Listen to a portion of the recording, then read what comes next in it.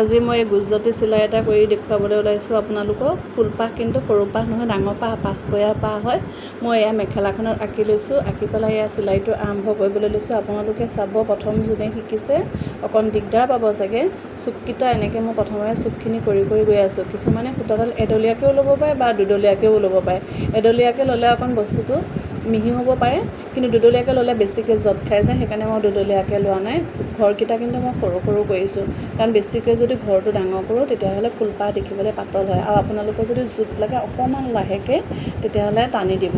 এয়া মোৰ প্ৰথমটো আৰম্ভ হৈছে, কেনেকৈ কৰি আছোঁ চাওক। মই কেনেকৈ গৈ আছোঁ। আপোনালোকে যোনটো খালি জোৰ লগাব বস্তুটো, যেতিয়া আপোনালোকে বেজীটো টানি নিয়ে তেতিয়া চাব বস্তুটো জোৰ লাগিছেনে নাই। যদি জোৰ নাই লগা তেতিয়াহ'লে আপোনালোকে আকৌ খুলি পেলাই আকৌ কৰিব। জোৰ লাগি গৈ থাকিব, চুকটো অকণ উঠাই দিব, চুকটো অকণ দীঘলীয়া কৰিব, তেতিয়া ফুলপাহ দেখিবলৈ বৰ ধুনীয়া লাগে। প্ৰথম ৰাউণ্ডটোত ইমান এটা দিগদাৰ নহয়।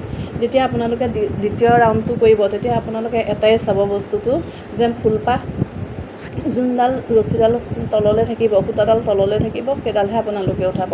উঠি থকাডাল আপোনালোকে উঠাই নিদিব, খালি গৈ থাকিব। ফ্ৰেমটো কিন্তু আপোনালোকে ঘূৰাই থাকিব লাগিব। কেওফালে মেইন হৈছে ফ্ৰেমটো ঘূৰাবই লাগিব, কাৰণ চুককেইটা এনেকৈ উঠি যাব লাগিব, আটাইকেইটা চুকেইটো উঠিব লাগিব। চাই লওক মই কেনেকৈ কৰি আছোঁ। এয়া যোনখিনিয়ে ভালকৈ নাজানে আকৌ দিম বাৰু মই ভিডিঅ' বাৰু। আজিতো মই ডাঙৰটো দিছোঁ, পিছত এদিন বাৰু মই সৰুটো ভিডিঅ' দিম বাৰু।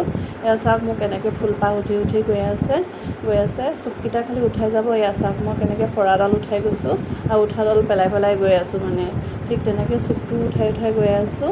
ফুলপাহ দেখিবলৈ বৰ ধুনীয়া লাগে যেতিয়া ফিনিচিং হয়, কিন্তু ঘৰকেইটা আপোনালোকে ডাঙৰ নকৰিব, কাৰণ ডাঙৰ কৰিলে ফুলটো পাতল হৈ যায়, দেখিবলৈ খুব বেয়া দেখে। বহুতে কৰে কিন্তু ফুলটো দেখিবলৈ পাতল হয়, আৰু যদি আপোনালোকে ঘৰটো ডাঙৰ কৰে তেতিয়াহ'লে দুডলীয়া কৰি ল'ব। এয়া চাওকচোন মই ফিনিচিংটো কেনেকৈ দিছোঁ, লাষ্টলৈ চাব মই গাঁঠিটো কেনেকৈ দিছোঁ। তললৈ চাওক আপোনালোকে, তললৈ লাষ্টত য'ত আমি আৰম্ভ কৰিছিলোঁ ত'তেই শেষ হৈছে, আৰু গাঁঠিটো মই ত'তেই দিছোঁ।